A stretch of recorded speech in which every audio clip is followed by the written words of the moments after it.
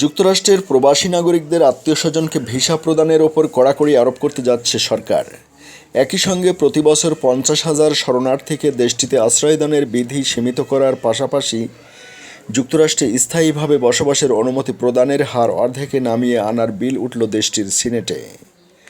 7 ফেব্রুয়ারি মঙ্গলবার আরকানসাসের Republican senator Tom cotton এবং জর্জিয়ার Republican senator David Purdue এই বিল উত্থাপন করেছেন।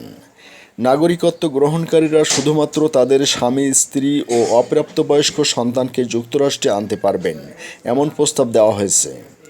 ল্যাটিনো এবং এশিয়ান আমেরিকানদের টার্গেট করেই এ বিল উত্থাপন করা হয়েছে বলে রাজনৈতিক পর্যবেক্ষকরা উল্লেখ করেছেন।